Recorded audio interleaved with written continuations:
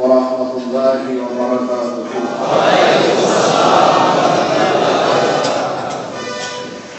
الحمد لله رب العالمين، والصلاة والسلام على سيد الأنبياء والمرسلين وعلى آله وصحبه أجمعين. أعوذ بالله من الشيطان الرجيم. بسم الله الرحمن الرحيم. ولو أنهم إذ ظلموا أنفسهم جاءوك واستغفر لهم الرسول لوجدوا الله توابا رحيما. صدق الله العظيم وصدق رسوله النبي الحبيب الكريم. إن الله وملائكته يصلون على النبي يا أيها الذين آمنوا صلوا عليه وسلموا تسليما. اللهم صل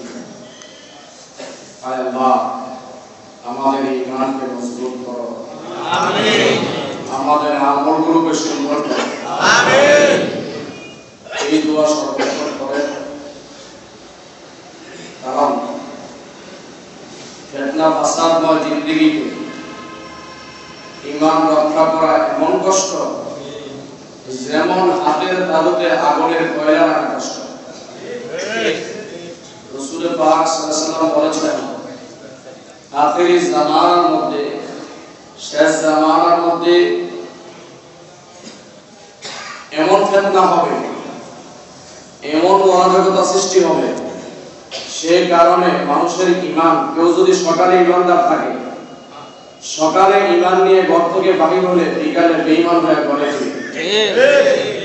বিকালে ঈমানদার থাকলে সকালে বেঈমান হয়ে যায়। এমন একটা যুগের মধ্যে আমরা পতিত হয়েছি, এমন একটা যুগের মধ্যে, এমন একটা সময়ের মধ্যে আমরা অবস্থান করতেছি যে সময়টা 100-র মধ্যে 99 জন মানুষের ঈমান হারা হয়ে মরা অবস্থা। এই অবস্থার মধ্য থেকে আমাদের ঈমানকে মজবুত করতে পারে, আমলকে সুন্দর করতে পারে। রাসূল পাক সাল্লাল্লাহু আলাইহি ওয়াসাল্লাম আমাদেরকে যা দিয়ে গেছেন, যা বলে গেছেন, সেগুলো যদি আমরা মনে প্রাণে, ঈমানে, জানে, মানে মেনে নেই, তাহলে রয়েছে আমাদের জন্য কল্যাণ, আমাদের জন্য মুক্তি, আমাদের জন্য নাজাত, আমাদের জন্য রয়েছে আল্লাহ পাকের হাবিবের শাফাআত। আর যদি এগুলো থেকে বিচ্ছিন্ন হয়ে আমরা দুনিয়াবি অন্য কোনো বিকল্প রাস্তা খুঁজি, অন্য কোনো রাস্তায় চলি, তালাশ করি, তাহলে অবশ্যই আমাদের উপরে আল্লাহর লানত হবে। আমরা গজবের অপেক্ষা করা ছাড়া আর কিছুই নয়। আল্লাহ যেন আমাদেরকে গজব থেকে, লানত থেকে হেফাজত করে, বলেন আমিন। দরকার আছে না? এই ভয়াবহ পরিস্থিতিতে আমাদের ঈমান রক্ষা করা দরকার। আপনারা শুনেছেন যে হাসরের ময়দানে গুনাহগার যারা, তারা ইয়ানাফসি করবে। আর আমি চিন্তা করে দেখলাম হাসরের ময়দানের আগে দুনিয়ায় ইয়ানাফসি শুরু হয়ে গেছে। কথা কি বুঝতে পারছেন? ইয়ানাফসি কোন জায়গায় শুরু হয়েছে? এখন তো যার যার চিন্তা। ইয়ানাফসি মানে কি? নিজের চিন্তা, নিজে ব্যস্ত থাকা। এখন কি হাসরের ময়দানের অপেক্ষায় থাকবেন না দুনিয়ায় শুরু হয়েছে? বুঝতে পারছেন? দুনিয়ায় শুরু হয়েছে।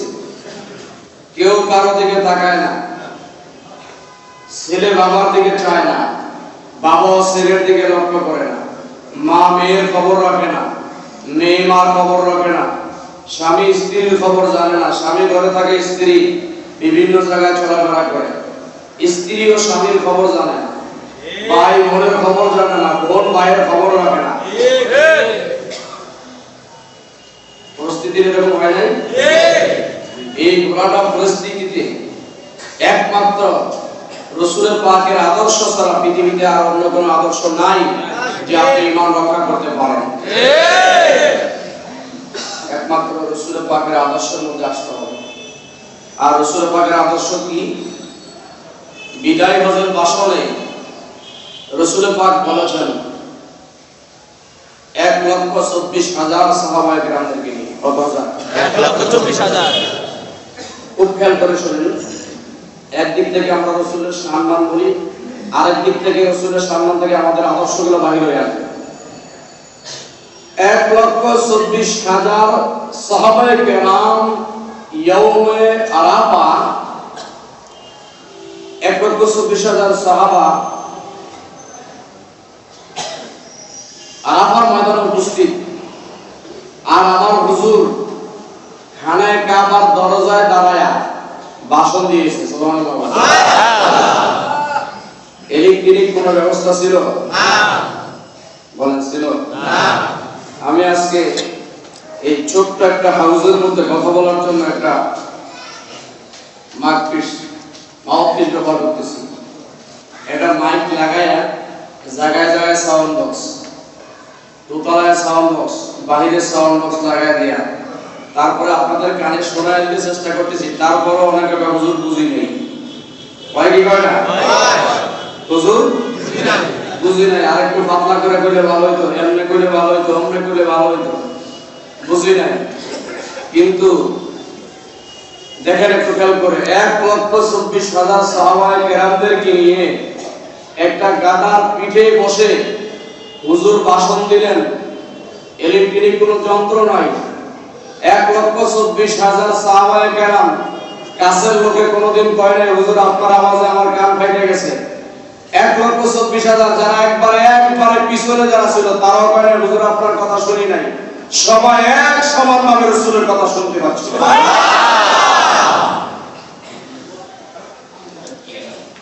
কি সাহাবীদের কানের মর্যাদা বেশি নাকি রাসূলের জবানের মর্যাদা বেশি? খুব খেয়াল করেন, শুধু ওয়াজে করি, আসলে ওয়াজের মর্ম তো বুঝতে হবে। রাসূল বলতেছেন উনার জবানের আওয়াজ 1,24,000 সাহাবায়ে কেরাম সমভাবে শুনেছেন। সাহাবায়ে কেরামের কানও যেমন রাসূলের সাথে থাকতে থাকতে তার কানের মর্যাদাও বেড়ে গেছে। সবাই সবার মানুষ শুনছে কেমন রাসূল, আর রাসূলের কাছে যারা ছিলেন তারা কেমন ছিলেন। সেই রাসূলের পাক বিদায় হজের ভাষণ দিতে গিয়ে কয়েকটি মূল্যবান বাণী শোনাইছিলেন। তার মধ্যে অন্যতম বাণী হচ্ছে ইয়া আইয়ুহান নাস, হে জগতের মানুষেরা। সুবহানাল্লাহ। শুধু সাহাবায়ে কেরামদেরকে বলেন, যদি শুধু ঈমানদারকে লক্ষ্য করে বলতো তাহলে বলতো ইয়া আইয়ুহাল মুমিনুন, হে মুমিনরা, এইভাবে বলতেন, কিন্তু এইভাবে বলেন নাই। বলছেন ইয়া আইয়ুহান নাস, জগতের যত মানুষ আছে যারা এখনো আসে নাই, রূহের জগতে আছে, জন্মগ্রহণ করে নাই, তাদেরকে সরাসরি ডাক দিয়েছেন ইয়া আইয়ুহান নাস, হে জগতের মানুষ, ইন্নী, আমি রাসূল তারাকতু ফীকুম আমরাইন, তোমাদের জন্য দুইটা জিনিস রেখে যাচ্ছি। লাম তাদিল্লু মা তামাসসাকতুম বিহিমা কিতাবাল্লাহি ওয়া ইকরাতি ওয়া হানুবাইতি ওয়া ফি রায়াতিন সুন্নতি রাসূলিল্লাহ, যে দুইটা জিনিস আমি রাসূল রেখে যাচ্ছি, এই দুইটা জিনিস যদি তোমরা কিয়ামত পর্যন্ত দাঁত দিয়ে কামড়ায় ধরে রাখতে পারো, মজবুত করে ধরে রাখতে পারো, তাহলে কিয়ামত পর্যন্ত যুক্তি সাধনায় তোমাদেরকে গোমরাহ করতে পারবে না। কয়টা জিনিস? আর এই দুইটার বিকল্প পৃথিবীতে যত গ্রন্থ আসবে সব কয়টার মধ্যে গোমরাহ করার সম্ভাবনা আছে না নাই? আছে। বলার সম্ভাবনা আছে না নাই? আছে। এই দুইটা যিনি ধরে রাখবে তাকে গোমরাহ করতে পারবে না। বলেছেন কে? রাসূল। জোরে বলেন, বলেছেন কে? রাসূল। রাসূল নিজে বলেছেন। সেই দুইটা জিনিস কি? সেই দুইটা জিনিস হচ্ছে হাযা কিতাবুল্লাহ, একটা হচ্ছে কুরআনুল কারীম, আরেকটা হচ্ছে সুন্নতি রাসূলিল্লাহ, রাসূলুল্লাহর সুন্নাত আদর্শ। আর অন্য রাওয়ায়াতের তিনবার বলেছেন ওয়া ইকরাতি আহলুল বাইতি, হাযা আহলুল বাইত, হাযা আহলুল বাইত, হাযা আহলুল বাইত। এই জগতের মানুষরা দুইটা জিনিস রেখে যাচ্ছি, একটা আল্লাহর দেওয়া কোরআন, আরেকটা আমার সুন্নাত অথবা আমার বংশধর আহলে বাইত, তাদেরকে রেখে গেলাম। এই দুইটা জিনিস তোমরা যদি ধরে রাখতে পারো তাহলে খোদা কি কসম, কিয়ামত পর্যন্ত যত যুক্তি সাধনা আছে তোমাদেরকে গোমরাহ করবে দূরের কথা, তোমাদের কদমের নিচেও বসতে পারে না। তাহলে কোরআনে যা আছে, সুন্নাতে যা আছে, নবীর বংশ আহলে বাইতের মধ্যে যা আছে, তা আমরা মনে প্রাণে বিশ্বাস করি কি করি না? বলেন, করি কি করি? আমার নবীর আদর্শ ছাড়া পৃথিবীতে যত তন্ত্র আছে সব তন্ত্র হারাম। ঠিক। যত রকমের তন্ত্র আছে সব তন্ত্র কি? হারাম। ওই তন্ত্র জায়েজ যেই তন্ত্র নবীর আদর্শ পাওয়া যায়। ঠিক। যেটার মধ্যে নবীদের কোনো আদর্শ নাই, যত রকমের যত কিছু আছে সব হারাম। সব কি? হারাম। আর যেটার মধ্যে রাসূলের ভালোবাসা পাওয়া যায়, রাসূলের আদর্শ পাওয়া যায়, রাসূলের প্রেম পাওয়া যায়, প্রীতি পাওয়া যায়, সেটা আমাদের জন্য আদর্শ কিনা বলেন? দরকার আছে না? আছে। আল্লাহুম্মা সাল্লি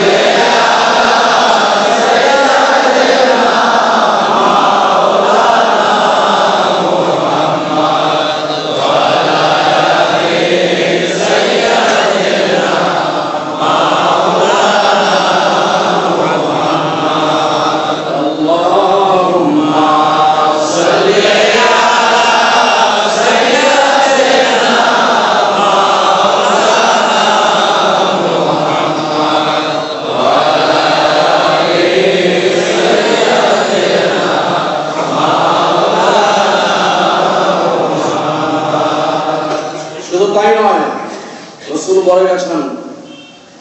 মুসলিম শরীফের হাদিস, খুলে দেখেন। আগে যে হাদিসটা বললাম এটা মুসলিমের মধ্যে আছে, বুখারীর মধ্যে আছে। এখন যে হাদিসটা বলবো এটা মুসলিম শরীফের হাদিস, খুলে দেখে নিন। রাসূলুল্লাহ সাল্লাল্লাহু আলাইহি ওয়াসাল্লাম বলতেছেন, ইয়াকুলু ফি আখিরিল জামান দাজ্জালুনা কাযাবুনা ইয়াতুনাকুম মিনাল আহাদিসি বিমা লাম তাসমাউ আনতুম ওয়ালা আবাউকুম ফাইয়াকুম ওয়াইয়াহুম লা ইউদিল্লুনাকুম ওয়ালা ইফতিনুনাকুম, রাওয়াহু মুসলিম। রাসূল বলেছেন, আয় উম্মতেরা, হে জগতের মানুষেরা, আমি রাসূল যা বলি তোমরা শুনে নাও। কিয়ামত পর্যন্ত আমি রাসূল যা বলে গেলাম আমার আদর্শটা বাস্তবায়ন হয়ে থাকবে। একদল ইমানদারের মাঝে ইয়াকুনু ফি আখিরিল জামানে দাজ্জালুনা কাযাবুনা ইয়াতুনাকুম, আমি রাসূলের ইন্তেকালের পরে সাহাবায়ে কেরামরা বিদায় হওয়ার পরে কুরুনে সালাসা তিনটা স্টেজ চলে যাওয়ার পরে পৃথিবীর মধ্যে মিথ্যাবাদী কাজ্জাব বাহির হয়ে যাবে। তারা তোমাদেরকে এমন কিছু নতুন তথ্য শোনায়া দিবে যেটা তুমি আজীবন শোনো নাই, তোমার দাদা শোনে নাই, তোমার বাবা শোনে নাই, পূর্বপুরুষরা শোনে নাই। এমন কোন নতুন তথ্য নিয়ে যদি তোমাদের আদর্শের মধ্যে ঢুকায় দিতে চায় তাহলে সেটা তোমরা বর্জন করো। আর যেটা তোমার দাদার মধ্যে পাওয়া যায়, তোমার বাবার মধ্যে পাওয়া যায়, পূর্বপুরুষ থেকে ছোট্ট থেকে শুনে এসেছ, সেটা হচ্ছে তোমাদের জন্য মূল আদর্শের নীতি। কার কথা? মানবকে আসলে না। অন্য হাদিসের মধ্যে আছে, রাসূল পাক বলেছেন, ইয়াকুলু বাদি আইয়াতুল্লাহ ইয়াহদাবুনা মুহিদা ওয়া লা ইয়াসতামুনা সুন্নাতা ওয়া সায়াকুম ফীহিম রিজালুহুম কুলুবুহুম কুলুবুশ শায়াতিন ওয়া জুসমানুল ইনসি কালু ফিল মিশকাত। মিশকাতের হাদিস।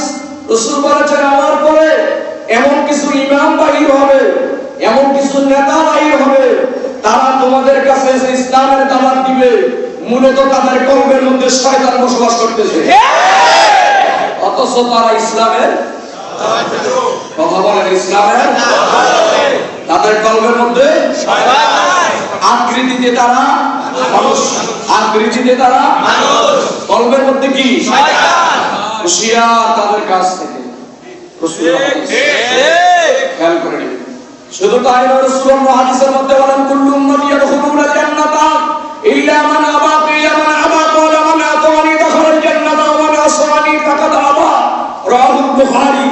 হুজুর সরাসরি বলে দিয়েছেন, হে আমার উম্মতেরা, তোমরা সবাই আল্লাহর বেহেশতে প্রবেশ করবে, কিন্তু এক গোষ্ঠী প্রবেশ করতে পারবে না।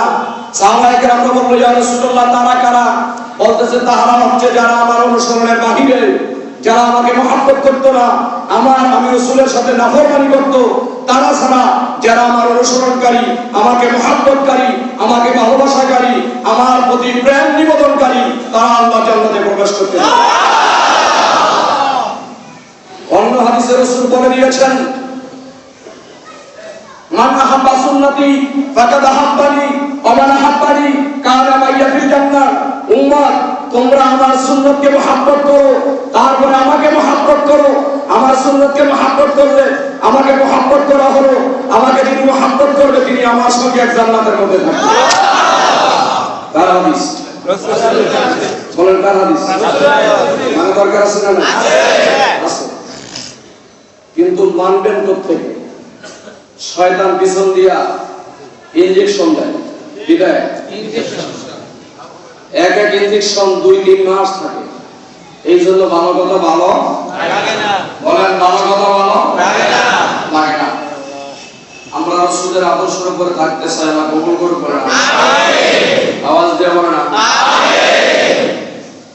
রাসূল পাকের আদর্শ মেনে নেওয়া হচ্ছে ইমানদারের জন্য মূল। তাহলে রাসূল কয়টা জিনিস মানতে বলছেন? দুইটা। একটা হচ্ছে আল্লাহর কোরআন, আর একটা হচ্ছে রাসূলের সুন্নাহ। কিন্তু অন্য হাদিসে আছে রাসূলের বংশধর, মানে যারা আওলাদ রাসূল, তাদেরকে মানার জন্য বলছে। কিন্তু সে আওলাদ রাসূল হতে হবে সহি, বানানো আওলাদ রাসূল হলে হবে না। ঠিক না? ঠিক। দাবিতে আওলাদ রাসূল হলে হবে না, তাদের নসব ঠিক থাকতে হবে। ঠিক। এই সমস্ত আওলাদ রাসূলের অনুসরণের কথা বলেছেন। কোরআন যেহেতু আল্লাহ মানতে বলছে, এবার আসেন কোরআন যদি ধরেন তাহলে গোমরা হবে না। কোরআনে কি বলছে একটু আসি কেন, দরকার আছে না? কোরআন কি বলছে দেখেন, আমি কিন্তু আয়াতটা তেলাওয়াত করেছি।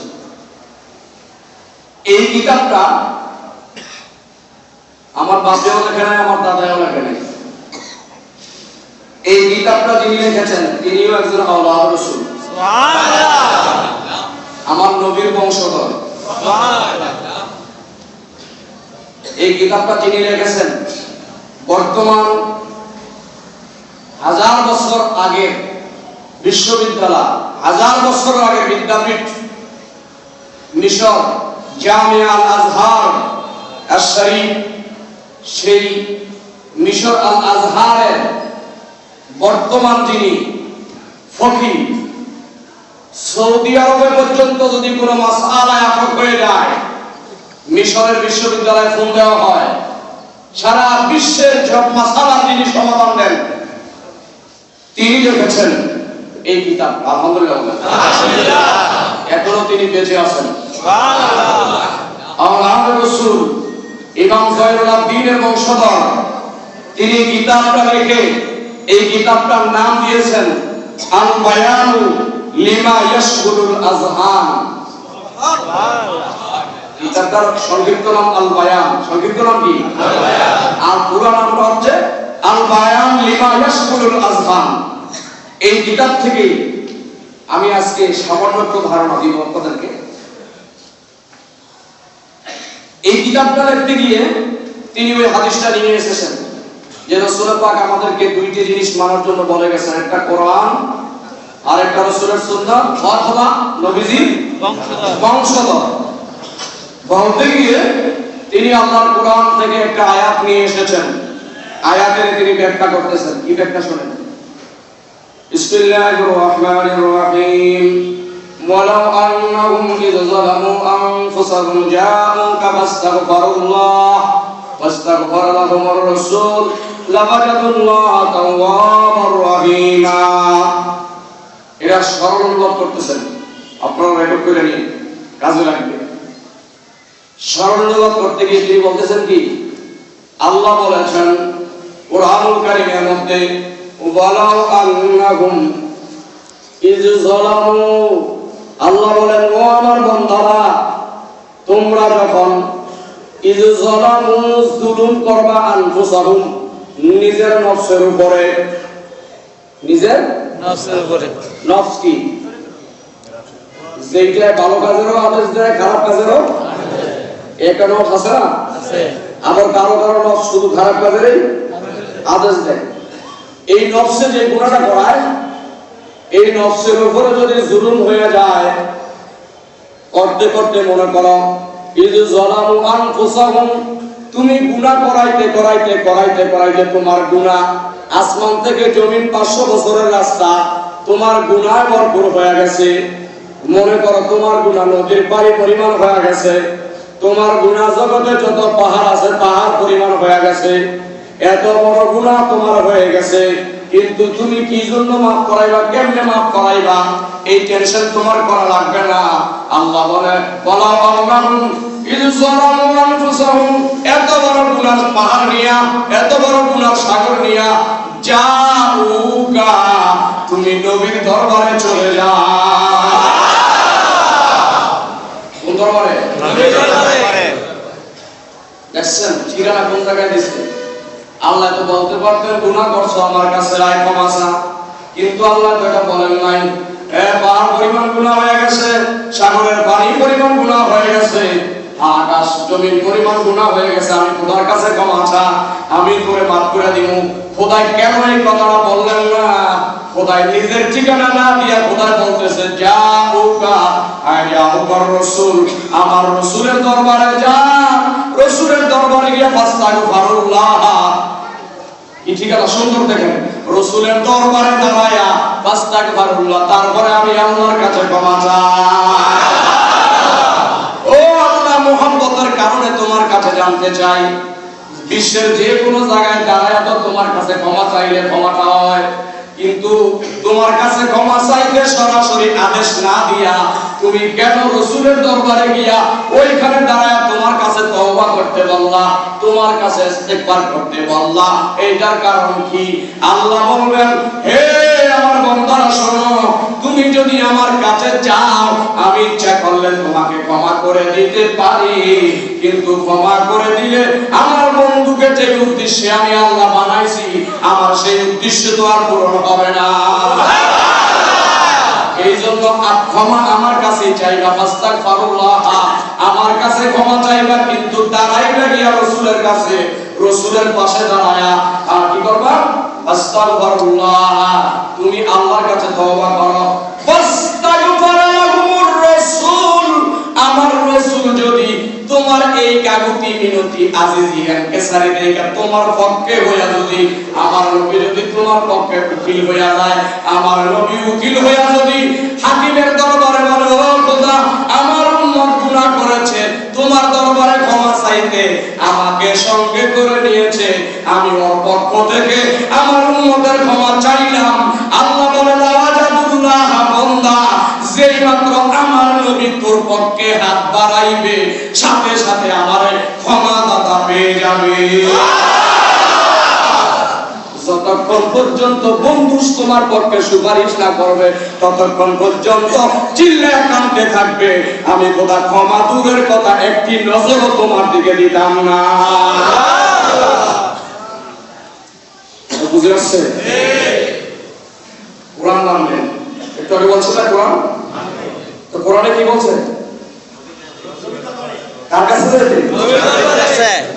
নবীর কাছে যাইতে। সেই ব্যাখ্যা দিতে গিয়ে তিনি বলতেছেন যে একজন গ্রাম্য লোক, আমাদের দেশে গ্রামের লোক শহরে আসে না, একজন গ্রাম্য লোক আমার নবীর রওজার পাশে আইসা দাঁড়াইছে। এমন অবস্থায় যুগশ্রেষ্ঠ একজন ওলিয়ে কামেল, যুগশ্রেষ্ঠ একজন আলেম, যার নাম সবাই চিনবেন জানে, আল্লামা ইমাম আতাবী। আল্লামা ইমাম আতাবী ওইখানে বসা ছিলেন। ওই গ্রাম্য লোকটা আইসা ওই বসা লোকের সালাম দেয় নাই, তিনি রাসূলের দরবারে আইসা রাসূলের রওজার পাশে দাঁড়ায়া তিনি সরাসরি এই কথা বললেন। কি বললেন? ফাজাআ রাজুলুন আরাদাতিন নাবিয়্য সাল্লাল্লাহু আলাইহি ওয়া সাল্লামা, আসসালামু আলাইকা ইয়া রাসূলুল্লাহ, সামি'তাল্লাহু ইয়াকুলু ওয়ালাউ আন্নাহুম ইয যালামু আনফুসাহুম জাউকা ফাস্তাগফিরুল্লাহ ফাস্তাগফারা লাহুমুর রাসূল। এই আয়াতটা রাসূলের দরবারে আগে সালাম দিলেন। ওই লোকটা তাকায়া চায় গেছে, কি রে আমি বসা রইলাম আমাকে সালাম দিল না। রাসূলের রওজায় দাঁড়ায় রাসূলের সালাম দিতেছে আর বলতেছে, ও আল্লাহ তুমি বলেছ গুনাহ যদি হয়ে যায় তাইলে রাসূলের দরবারে আমি আসছি। সুবহানাল্লাহ। গুনাহ হইলে রাসূলের দরবারে আসা তোমার নির্দেশ, আমি রাসূলের দরবারে আসছি। আর নিজের যত মনের ভালোবাসা যা কিছু দরকার ছিল রাসূলকে ডাক দিয়ে কয়, ইয়া রাসূলুল্লাহ, ইয়া হাবিবাল্লাহ, আল্লাহ কইছে গুনাহ হয়ে গেলে আপনার কাছে আসতে, এইজন্য নবী আমি আপনার কাছে আইছি, আপনার কাছে আসলাম। আর এই কোরআনের আয়াতটা এইভাবে তেলাওয়াত করলেন, ওয়ালা আন্নাহুম ইয যালামু আনফুসাহুম জাউকা ফাস্তাগফিরুল্লাহ ফাস্তাগফারা লাহুমুর রাসূল ওয়াজাদুল্লাহ তাওয়াবার রাহিমা। এই আয়াতটা তেলাওয়াত কইরা আর কিছু কয় নাই, তিনি সরাসরি চলে গেছে। যুগশ্রেষ্ঠ আলেম ইমাম আতাই চিন্তা করে লোকটা এসে কি বললো, আল্লাহর কাছে কইলো আল্লাহ গুনাহ করলে নবীর কাছে আইতে কইছো আইছি, নবীর কাছে কইলো ও নবী গো আল্লাহ আপনার কাছে আসতে কইছে। এই কথা কইয়া আয়াতটা কইরা মনের খবর রাসূলের কাছে কইয়া চলে গেছে। ইমাম আতাবী বলেন, খোদার কসম আল্লাহ আমি কিছুক্ষণের মধ্যে রওজা থানার পাশে আমার ঘুমাইছে গেল। ঘুমের মধ্যে ফারাইতুন নাবিয়্যা ফিন নাওমে, আমি আমার নবীকে স্বপ্নে দেখতে পাইলাম। আমার নবী ডাক দিয়া বলতেছে, হে ইমাম আতাবী, একটু আগে যে গ্রাম্য লোকটা এসে আমার দরবারে সুপারিশ করছে, আমি আল্লাহর দরবারে ক্ষমা চাইছিলাম, আল্লাহ কইছে ক্ষমা করে দিছে। ইমাম আতাবী তুমি তার গ্রামে যায়া তার সুসংবাদ দিয়ে আসো, আল্লাহ তার জীবনের সব গুনাহ মাফ করে দিয়েছে।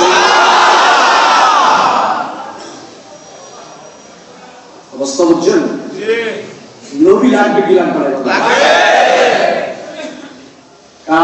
যে ব্যক্তি রাসূলের দরবারে গুনাহ মাফের জন্য আসছে, উনিই তো স্বপ্নে যোগে রাসূল দেখাইতে পারতেন। ঠিক। পারতেন কি পারতেন না? উনারাই তো বলতে পারতেন, বাবা তুমি আসছিলে, তোমার গুনাহ মাফ করছে। কারণ আমার রাসূল জানে, ওনারে জানাইলে উনি কারো কাছে বলবেন না, শুধু সাথে থাকবেন, এটা জগতের মানুষ জানবেও না। আর আমি ওনার এই সত্য, ওনার এই ঘটনাটা সত্যায়ন করার জন্য আরেকজনের মাধ্যমে জানাইয়া জগৎবাসীকে শিক্ষা দিয়া দিছে যে গুনাহ মাফ পাইতে হইলে নবীর দরবারে যাইতে হয়। কারণ নবীর দরবারে গেলে ক্ষমা পাওয়া যায়।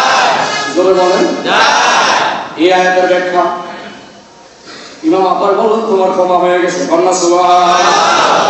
তাইলে নবী লাগবে কি লাগবে না? আমার নবী কেমন নবী জানেননি? এমন একজন নবী, শুধু আমার কথা নয়, এই ওয়ালা আন্নাহুম ইযলামু আনফুসাহুম এই আয়াতের ব্যাখ্যা করতে গিয়ে আরেকটা ওয়াকিয়া তিনি উল্লেখ করেছেন। কেমন ওয়াকিয়া জানেননি? হযরতে যায়েদ বিন আসলাম, তিনি ভুলবশত হয়তো অসহায় পড়ে, তিনি একজন সাহাবী ছিলেন, হয়তো রাসূলের কাছ থেকে দূরে থাকার কারণে তিনি একজন মেয়ের সাথে অবৈধ কাজ করে ফেলেছেন। এমত অবস্থায় করার পরে তার খেয়াল আসলো, কিরে আমি তো মুসলমান, আমি তো ইমানদার, আমি কেন এই কাজটা করলাম, আমার তো ক্ষমার দরকার আছে। এই কথা বলে তিনি কোথায় যাবেন, কার কাছে যাবেন? তিনি সরাসরি রাসূলের দরবারে চলে গেলেন। কার দরবারে গেলেন? রাসূলের দরবারে গিয়ে নিজের মনের খবরটা, আর আমাদের মাঝে যারা আছে এরা কোন হুজুরে জানাই বলিয়া করছে তো করছে, ঠিক না? ঠিক করছে করছে যাওয়ার খবর হইব, এরকম মনসিকতা আছে না? আছে। কিন্তু সাহাবীর মনের উদ্গ্রীব, আমি তো কাজটা করে ফেলেছি, এটা অন্যায়, এটা দুনিয়ার থেকেই মাপ চাইতে হবে। রাসূলের দরবারে গিয়ে বললেন, হুজুর আমি তো এইভাবে একটা মেয়ের সাথে অবৈধ কাজ করে ফেলেছি, আমার তো গুনাহ হয়ে গেছে, হুজুর আমি এখন কি করব? রাসূল শুনছেন, আর কেউ শুনে নাই। রাসূল ইচ্ছা করলে শরীয়তের বিধানটা ওনার উপরে জারি করতে পারতেন। রাসূল তো শরীয়তের জনক, কারণ শরীয়ত গড়াইবেন রাসূল, তিনি শরীয়তের বিধানটা জারি না কইরা রাসূল বলতেছে, বাবা কেউ যেহেতু জানে নাই, আল্লাহ জানে, তুমি যেহেতু একমাত্র আমারে জানাইছো, আমিও তোমার পক্ষে সুপারিশ করব, তুমি যায় ক্ষমা চাও। সুবহানাল্লাহ। মনে মনে তওবা করে নাও। চলে গেলেন, অর্ধেক পথে আইসে, মনে মানে না, না গুনাহটা মাফ হইব কিনা? আবার গেছে হুজুর, কিভাবে মাফ হইব? হুজুর কয় যাও তওবা করো। চলে আসছে, অর্ধেক পথ থেকে আবার ফিরে গেছে, না গুনাহ মাফ হইলে কি করব? ইমানদারের কাজ কিন্তু এটাই, গুনাহ করলে গুনাহ মাফের জন্য অস্থিরতা বেড়ে যায়। এইটা হলো ইমানদারের লক্ষণ। আর বেঈমানের লক্ষণ হলে গুনাহ করলে ক্ষমা করার অস্থিরতা থাকে না, তার মধ্যে ভাব থাকে না, গুনাহ একটা করছে আরেকটা মন চায় করতে, এইটা হলো বেঈমান হওয়ার লক্ষণ। আর গুনাহ করলে যদি ক্ষমা চাইতে মন চায়, এটা ঈমান তাজা হওয়ার লক্ষণ। সাহাবীরা ৩-৪ বার ফিরাইয়া দিলেন, তিনি মনে মানলো না, আমার গুনাহটা মাফ করাইতেই হবে।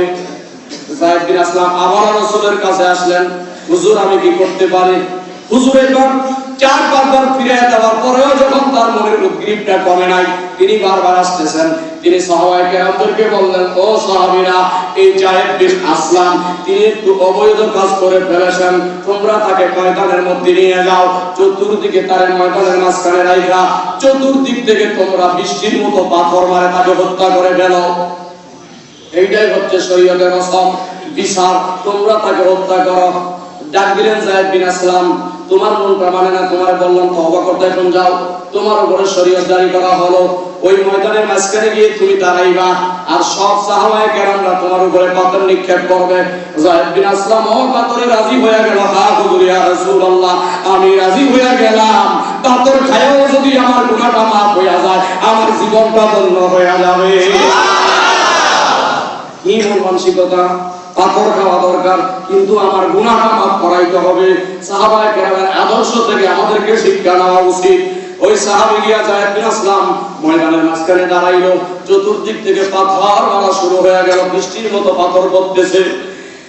এক পর্যায়ে পাথর খাইতে খাইতে ধৈর্য ধারণ করতে পারেন নাই, একদিকে বাহির হয়ে একটা দৌড় দিছিল, দৌড় দেওয়া মাত্র আরেক সাহাবী একটা উট অথবা হরিণের একটা শিং এভাবে নিক্ষেপ করেছে।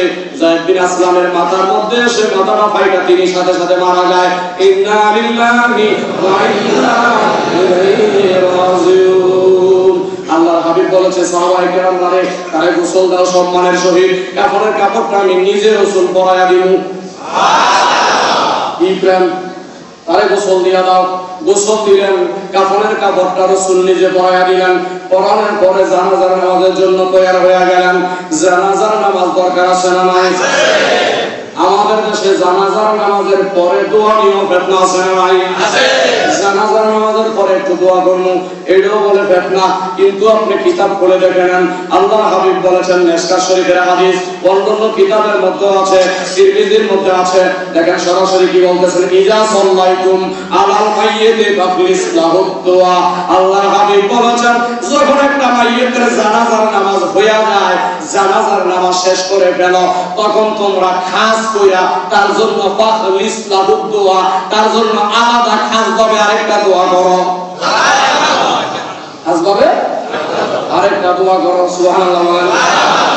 এরকম অসংখ্য ফতোয়ার কিতাবে জানাজার নামাজের পরে আবার অনেকে বলে জানাজার নামাজ তাই নাকি দোয়া। জানাজার নামাজটা দোয়া না, দোয়া কিন্তু কোনোদিন ফরজ হয় না। ফরজ নাকি? এই যে আমরা এত রকমের দোয়া করি, কোন দোয়া কি ফরজ? কোন দোয়া ফরজ না, দোয়া করা ওয়াজিব না, দোয়া করা হলো মুস্তাহাব। দোয়া করা কি? মুস্তাহাব। নামাজের পরে দোয়া করেন, নামাজের বাইরে করেন, বা যে কোনো সময় করেন না কেন, ওয়াজ মাহফিলে করেন, বিভিন্ন জায়গায় করেন, নিজের বাপের মৃত্যু, মিলাদের দিনে দোয়া করেন, সব দোয়া করা মুস্তাহাব। কোন দোয়া করা কিন্তু ফরজ না। জানাজার নামাজটা যদি দোয়া হইতো তাহলে ফরজ কেন হইল? দোয়া তো ফরজ না, জানাজার নামাজটা এটা আলাদা একটা নামাজ, এই জন্য এটা ফরজ।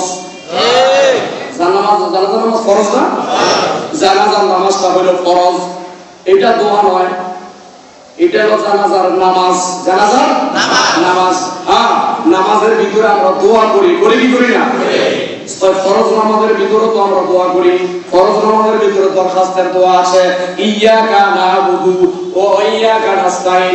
আমরা যেন তোমারই ইবাদত করি, আমরা যেন তোমারই কাছে সাহায্য প্রার্থনা করি, এইটাও তো দোয়া, ঠিক না? তো এইটাও যদি দোয়া হয়, তা আবার বলতেছি সিরাতাল মুস্তাকিম, ও আল্লাহ আমাদেরকে সঠিক সরল পথে পরিচালিত করো। সিরাতাল লাযিনা আন'আমতা আলাইহিম, এমন একটা পথে রাখো যেই যাদের বই ওদের পথে রাখো, যাদেরকে আল্লাহ তুমি নিয়ামত দিয়েছো ওদের পথে নিও না, যাদেরকে তুমি গোমরাহ করেছো, পথভ্রষ্ট করেছো, যাদের উপরে তোমার লানত, যাদের উপরে তোমার গজব, তাদের পথে নিও না। নামাজে দাঁড়ায় সূরা ফাতিহার মধ্যে তো এই দোয়াটাই পড়া হয়। এইটাও তো দোয়া। এই নামাজের ভিতরে দোয়া থাকার কারণে কিন্তু নামাজটা দোয়া হয় না। এইটা হইল নামাজ, নামাজের ভিতরে দোয়া।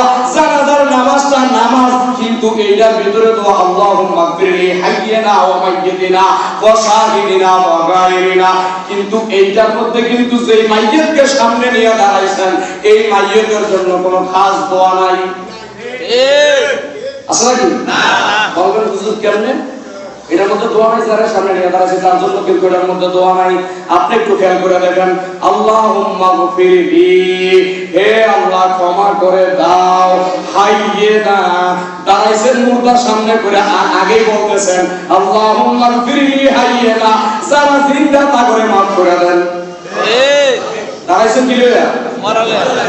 আর আগে কইতেছেন কি? চিন্তা লইয়া। বুঝুন আমার কথা, বুঝুন নি? আল্লাহুম্মা, দোয়া কি করতেছেন? আল্লাহুম্মা গফিরলি হাইয়িনা, আল্লাহ আমার যারা জিন্দা তা করে মাফ করেন। দাঁড়াইছেন কি লইয়া? মরালে। হ্যাঁ, আগে তো মুর্দারের কথাটা কইলেন। আল্লাহুম্মা গফিরলি হাইয়িনা, আল্লাহ যারা জীবিত তাদেরকে maaf করেন। এর মানে শুধু যারা পিছনে দাঁড়াইছে তারা না, এর মানে হইল জগতে যত মুসলমান জীবিত আছে সবারে maaf করে দেন। যারা উপস্থিত হইছে, যারা উপস্থিত না থাকো, আছে না? তারপরে বলতেছে আল্লাহুম্মা গফিরলি হাইয়িনা, যারা জিন্দা থাকে maaf করেন, ওয়া মাইয়িতিনা, যারা মরা থাকে maaf করেন। একলা না, সবাই মিলে? সবাই মিলে। ওয়া মাইয়িতিনা, যারা মরা তাগরে মাফ করেন। ওয়া শাহিদিনা, যারা উপস্থিত হইছে এগরে মাফ করেন। ওয়া গায়বিনা, যারা উপস্থিত হইতে পারে না এগরে মাফ করেন। জানাজার উপস্থিত হইছে তাগরে মাফ করেন, যারা উপস্থিত হইতে তাগরে বাগাইনা বা সাগিরিনা যারা ছোট করে মাফ করেন, ও কাবিরিনা যারা বড় করে মাফ করেন। আছে না? আছে। আছে না? আছে। তারপরে বাজাকারিনা বা উনসানা, ও জাকারিনা যারা কি পুরুষ তাগরে মাফ করেন, উনসানা যারা মহিলা হেগরে মাফ করে দেন। এই যে তুলি দোয়া করলেন, এই দোয়ার মধ্যে যারা লইয়া দাঁড়াইছেন তার কথা কইছেন নি? না। এই জন্যই রাসূল কইছে ইলা সাল্লাল্লাহু আলাল মাইয়িতি তাকলিসলাহুদ দোয়া, কারণ জানাজার নামাজের ভিতরে যে দোয়াটা হইয়া যায় এইটাকে বলা হয় দোয়ায়ে আম, সবার জন্য করা হয়। এই মুখটা লইয়া যে দাঁড়াইলা সালামটা ফিরে কাতারটা বাইরা একটু চতুর্দিকে গোল কইরা দাঁড়ায়া মুর্দারের জন্য তাকলিসলাহুদ দোয়া একটা খাস ভাবে দোয়া কইরা দিও। খাসভাবে দোয়া করে দাও। সুবহানাল্লাহ। আসসালামু আলাইকুম। আছে। আল্লাহু আকবার। এগুলা নিয়ে বাবা ফিতনা করার দরকার নাই। তবে একটা কথা মনে রাখবেন, যদি জানাজার নামাজের পরে কোন ইমাম সাহেব দোয়া করে করিয়া বলাইবেন, যেখানে না করে আপনি একলা ফিতনা বাজাইতে যাওয়া দরকার নাই। কোন ইমাম সাহেব যদি করে ফতোয়া দেন না তাহলে কিন্তু আটক হয়ে যাবেন, কারণ জানাজার নামাজ কিন্তু দোয়া না, আর দোয়া কিন্তু জানাজার নামাজটা হলো ফরজ। এই ফরজের যারা দোয়া বলে মুস্তাহাব বানায় দিল তারা কিন্তু আল্লাহর দরবারে আটক হয়ে যাবেন। ঠিক মনে থাকবো তো? তাহলে ওই সাহাবী রাসূল নিজে কাফন পরাইলেন, জানাজার জন্য তৈরি হয়ে গেলেন। এবার রাসূল বিরুদ্ধাঙ্গুল দুইটা আঙ্গুল লাগায় হাঁটতেছে পাউসা করে। সাহাবীরা কয় হুজুর এত জমিন থাকতে আপনি এইভাবে হাঁটেন কেন, ভালো করে পা দিয়ে হাঁটেন। আমার রাসূল বিরুদ্ধাঙ্গুলে বর লাগায় লাগায় হাঁটতেছে। আমার নবী ডাক দিয়ে কয় আল্লাহ হে সাহাবায়ে কেরামরা, ইন্নী আসমাউ মা লা তাসমাউন, ইন্নী আরা মা লা তারাউনা। আমি যা শুনি তোমরা তা শোনো না, আমি যা দেখি তোমরা তা দেখো না। হে সাহাবায়ে কেরামরা, যায়েদ বিন আসলাম আমি নবীর দরবারে আয়া যেই তওবা কইরা দুনিয়া থেকে বিদায় হইছে, এই তওবা করাতে আমার আল্লাহ খুশি হইয়া বিজানে আসলামের জানাজার মধ্যে কোটি কোটি ফেরেশতা পাঠায়া দিয়েছে। দুনিয়াতে আমি নবীর আগে, আমি নবী ছাড়া, আমি নবীর পরে কোন মানুষের মধ্যে এত ফেরেশতা হাজির হয় নাই যত ফেরেশতা যায়েদের জানাজায় হাজির হইছে।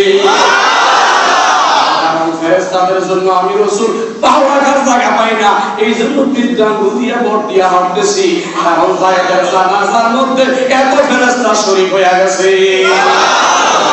এই হাদিসের ব্যাখ্যা দিতে গিয়ে মুহাদ্দিসিনে কেরামরা বলে যায়েদ বিন আসলাম তওবা করার কারণে ওনার জানাজায় যদি এত কোটি ফেরেশতা আসতে পারে, হে ঈমানদার উম্মতরা, কিয়ামত পর্যন্ত যদি তোমরা সব সময় নবীর উসিলা দিয়া তাওয়াসসুল করে আল্লাহর দরবারে তওবা করতে পারো, এই তওবাটা যদি কবুল হইয়া যায়, তোমার জানাজার মধ্যে মানুষ না থাকলেও লক্ষ কোটি ফেরেশতারা উপস্থিত হইয়া যাবে। দরকার আছে না? বলেন দরকার আছে। আজকে এত ফিতনা বাসাত কেন? আমি তো সব সময় বলি বাবা ফিতনা করতে আমি রাজি না, কারণ মারামারি করা ধরাধরি করা আমার অভ্যাস না, কাউকে গালি দেওয়া কাউকে হাও করা আমার অভ্যাস না। আমার কথা হলো কোরআন থেকে হাদিস থেকে কথা বলা। যদি আমার ভুল হয়ে যায় একটু সংশোধন করে দিলে আমি মাথাটা নত করে মেনে নিব, আর যদি ভুল না হয় তাহলে আপনারটা নিয়ে আপনি থাকেন, আমারটা নিয়ে আমারে থাকবে। কিন্তু এগুলা না করে ফিতনা ফাসাদ করে কি লাভ, সমালোচনা করে কি লাভ, গীবত গায়া কি লাভ? আপনি কি জানেন না গীবত গাইলে কি হয়? আল গীবাতু আসাদ্দু মিনাজ জিনা। ক্বালু ইয়া রাসূলুল্লাহ ওয়া কাইফাল গীবাতু আসাদ্দু মিনাজ জিনা। যেই ব্যক্তি গীবত গাইলো, এই গীবতটা হলো জিনার চেয়েও সত্য। জিনা করলে যা গুনাহ না হয় তার চেয়েও বেশি গুনাহ হয়। গীবতের মধ্যে পিছনে পিছনে সমালোচনা করা, পিছনে পিছনে পরনিন্দা করা, ঠিক না বেটি? একজনের বিরুদ্ধে গীবত গাওয়া আর মরা পায়ের গোশত খাওয়া সমান। একজনের বিরুদ্ধে গীবত গাওয়া শুকুরের মাংস খাওয়া সমান। একজনের বিরুদ্ধে গীবত গাওয়া কুকুরের মাংস খাওয়া সমান। একজনের বিরুদ্ধে গাওয়া সাধারণ মানুষের পায়খানা খাওয়ার সমান। কেউ কারো বিরুদ্ধে গীবত বলতে পারবে না। ইসলামের শরীয়তে গীবত বলা জায়েজ নাই। জোরে গীবত বলা জায়েজ নাই। আল্লাহ যেন আমাদেরকে কবুল করে বলেন আমিন। আওয়াজ দিয়ে বলুন আমিন। তো আমরা রাসূলের আদর্শ এক কথায় কোরআন এবং হাদিসে যা আছে তাই বলবো, বলেন তাই বলবো, আর এর বাইরে যা আছে তা আমরা বাদ দিয়ে দিলাম। দরকার আছে না? দোয়া করবেন, আল্লাহ এই বাংলাদেশের উপরে তোমার রহমত দাও, বাংলাদেশ থেকে অরাজকতা দূর করো, অশান্তি দূর করো। ও আল্লাহ, বাংলাদেশের সাধারণ জনগণের এত দুর্গতি কেন? তুমি আমাদের সাধারণ লোকের নিরাপত্তা দাও। দরকার আছে না? বাংলাদেশের সাধারণ মানুষ কি দোষ করেছে? বাংলাদেশের সাধারণ মানুষের উপরে কেন আগুন জ্বলবে? সাধারণ মানুষের ঘরে কেন আগুন জ্বলবে? সাধারণ মানুষ কেন না খায়া থাকবে? কারণ তারা তো এমন কোনো অপরাধ করে নাই। অপরাধ করলে খোদা তোমার কাছে না করছে, ঠিক না ভাই? ও খোদা, অপরাধ করলে তোমার কাছে করছে, তুমি আমাদেরকে মাফ করো আমার নবীর খাতিরে। কিন্তু বাংলাদেশের মধ্যে যে অশান্তি শুরু হয়ে গেছে, আর বাবা আমি রাতের বেলা ঘুমাসলাম চিন্তা করি কি না যেন হয়, কারণ আমার নবীর আদর্শ নাই বিধায় আজকে অশান্তি। যে দেশগুলোর মধ্যে নবীর আদর্শ আছে সেখানে অশান্তি নাই, ঠিক না ভাই? যে ঘরের মধ্যে নবীর আদর্শ থাকবে সেই ঘরে অশান্তি থাকবে না। আল্লাহ যেন আমাদেরকে রাসূলুল্লাহর পরিপূর্ণ আদর্শ মানার তৌফিক দেন। বাংলাদেশ থেকে যেন অরাজকতা অশান্তি দূর হয়ে যায়। আমিন। সবাই আমাদের ঘরে দোয়া করবে, আছে না? দোয়া করবেন যাতে আল্লাহ পাক বাংলাদেশের মধ্যে খাস রহমত দিয়ে ভরপুর করে দেন, আযাব গজব বালা মুসিবত দূর করে দেন। তাহলে এই কিতাবটা আমি আনাইছি, নতুন কয়েকটা কিতাব আনাইছি, তাহলে আরো কিতাব আনার দরকার আছে আমার। তো আপনারা যদি দলিলের দরকার হয় আপনারা আমার কাছে আলাদা এসে প্রশ্ন করবেন, যথেষ্ট পরিমাণ জবাব আছে। আমরা এই নামাজের পরে মিলাদ করি, মিলাদের জন্য আমি 200 কিতাব বানাইছি। সুবহানাল্লাহ, 200 কিতাবের মধ্যে দলিল আছে, 200 কিতাবের নাম লিস্ট করা হয়ে গেছে। যে দলিলগুলো কোথায় আছে, কেমনে আছে, এগুলো আমাদের কাছে মওজুদ আছে। তা আপনারা সমালোচনা না করে যদি আমাদের কাছে আসেন, ইনশাআল্লাহ আজিজ আশা করি ফয়সালা হয়ে যাবে। ঝগড়া করা এক কথা, ফয়সালা করা আরেক কথা। আমরা ঝগড়ায় রাজি না, আমরা আখেরি ফয়সালা চাই। সাধারণ জনগণকে ঝগড়া চাই না, ফয়সালা চাই। ফয়সালা জানতো, ফয়সালা দরকার। আল্লাহ যেন ফয়সালা করার সুযোগ দেয়, বলেন আমিন। আসসালামু আলাইকুম। আমিন।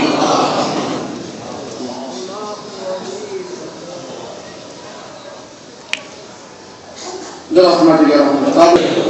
سلام يا حبيب الله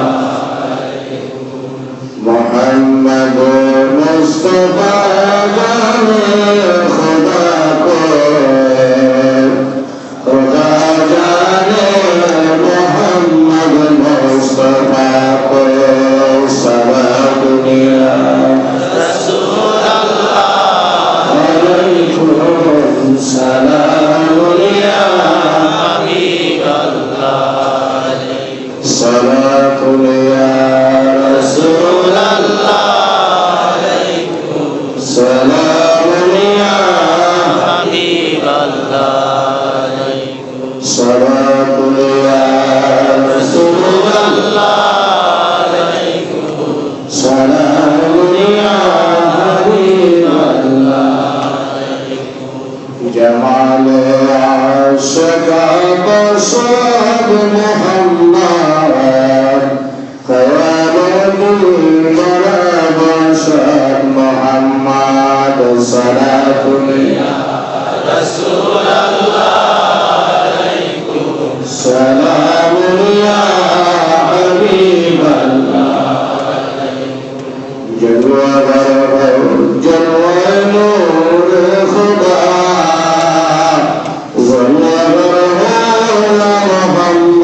مصطفى صلاة يا رسول الله عليكم سلام يا حبيب الله صلاة عليكم سلام يا حبيب الله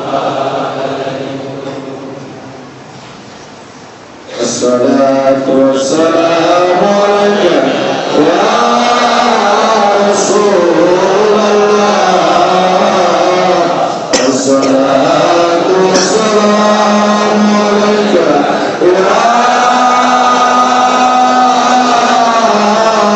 حبيب الله الصلاة والسلام عليك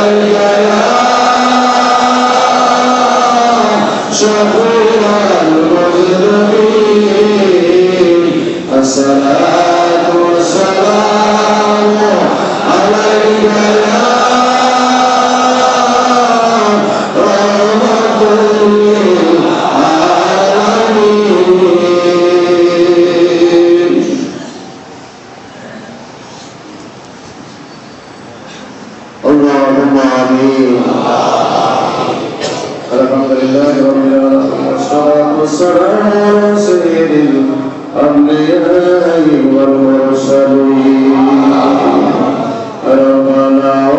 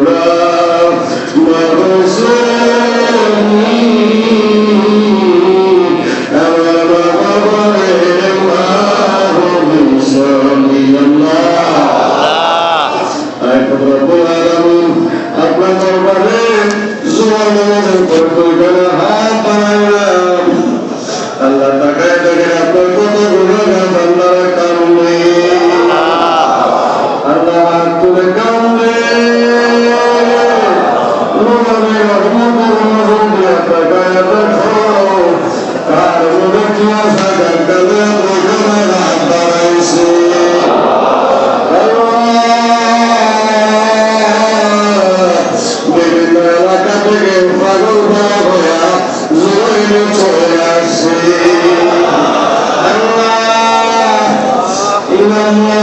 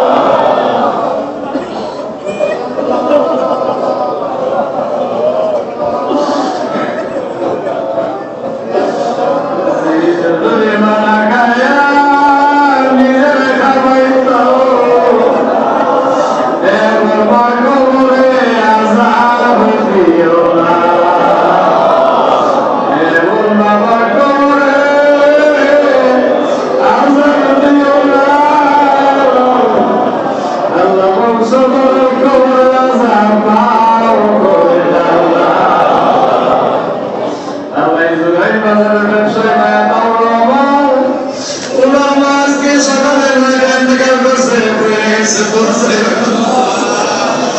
আল্লাহ তাআলা হুমায়ুন মায়ের কবরকে জান্নাতের বাগান বানায় দাও আল্লাহ আজিমপুর গুরুস্থানে যারা ঘুমায় রয়েছে জুরাইন গুরুস্থানে যারা ঘুমায় রয়েছে আল্লাহ আপনারা কান্দে সকলে মাফ করে দাও আমার নবী থাকিলে জীবনের গুনাহ মাফ করে দাও আল্লাহ সালে মোহাম্মদ অসুস্থ তার ফ্যামিলির পক্ষ থেকে দোয়া চাইছে আল্লাহ কাসাতুল গাওলা ভাইজানদের ফ্যামিলির মধ্যে নুরানি রহমত বর্ষণ করে দাও আল্লাহ বিভিন্ন এলাকা থেকে পাগল পাওয়া তোমার দরবারে কান্দে জানি না কার মনে কি আছে আল্লাহ সকলের মনে আশা কাঙ্ক্ষা পূরণ দাও সকলের জীবনের গুনাহ মাফ করে দাও আল্লাহ সকলের হাত দুইটা রহমতের টুকরা বানায় দাও আল্লাহ বান্দার মানুষের নিরাপত্তা তুমি ছাড়া কে দিবে